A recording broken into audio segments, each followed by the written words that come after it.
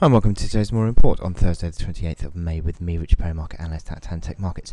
European trading sessions got off to a slightly negative start, and that's basically coming just on the back of the fact that these suggestions yesterday that there was a Greek deal that was imminent with its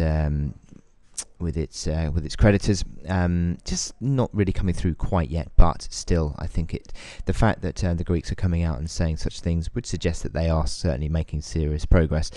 And although there's no real suggestion that there's going to be a deal done this week, because the European Commission are still sort of denying that they're that close.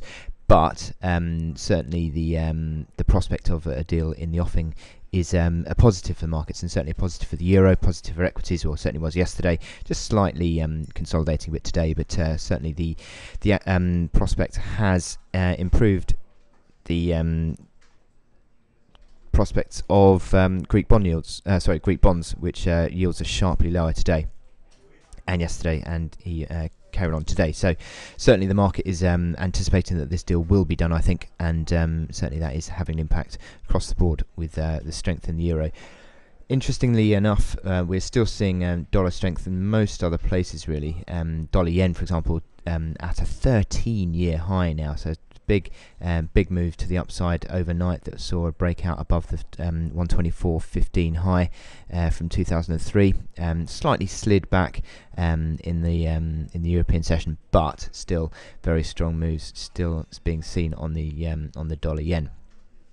Interestingly enough, though, the commodity currencies are not doing that well today. The Aussie and the Kiwi, especially, and the Kiwi is actually my chart of the day, so I'll talk about that in a minute.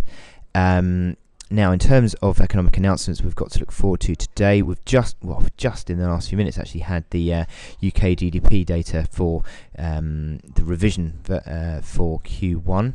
It's actually disappointed, slightly lower at in line with the first estimate at 0.3%, and the estimate for the revision was expected to be 0.4%, so a slight disappointment that, and that's just had a slight impact on cable, just slightly dragging that lower in the last few minutes. But certainly that is a disappointment, considering all signs were suggesting that perhaps that initial estimate was a little touch low, and perhaps that will have an impact across sterling as the day progresses now.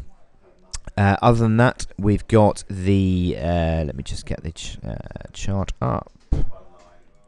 We have the weekly jobless claims.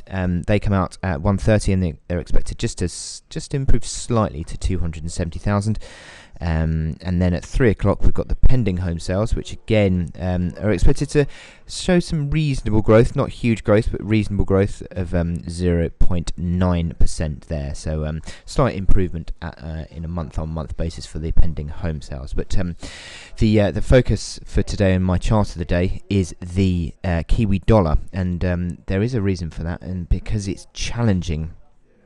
If I zoom out here, you can see that it's challenging this key support now around about 72 figure, with the key sort of spike lows that we saw in February and March, down to around the February one was 71.74, and March was 71.82.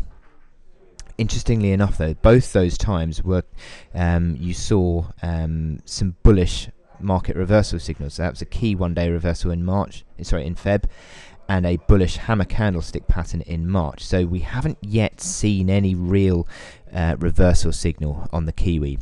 And not only that, today you sort of had a slight rebound yesterday and sort of tried to carry on today, but found resistance around this sort of old breakdown level of 72.70 area.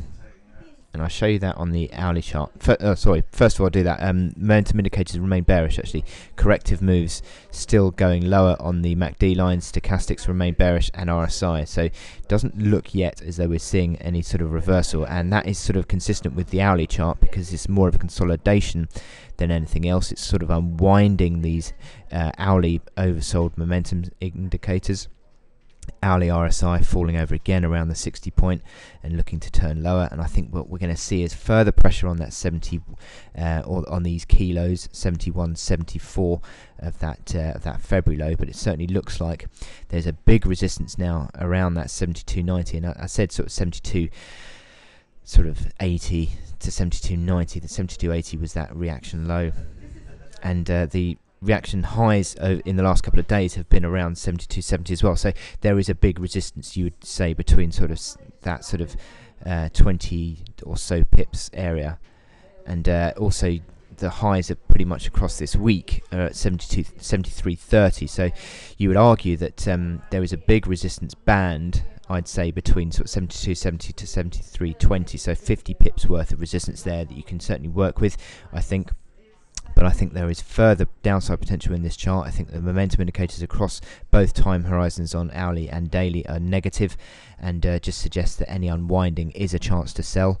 And I see that we're going to put further pressure on these key lows from February and March. And if you work on the fact that the dollar yen, for example, has just recently broken out, perhaps that is exactly what we're going to see also on the Kiwi as well, in terms of a breakdown. So it certainly looks like further downside pressure for the Kiwi in due course. Anyway, I wish you good luck in your trading on the Kiwi dollar, and I will speak to you later. Thank you.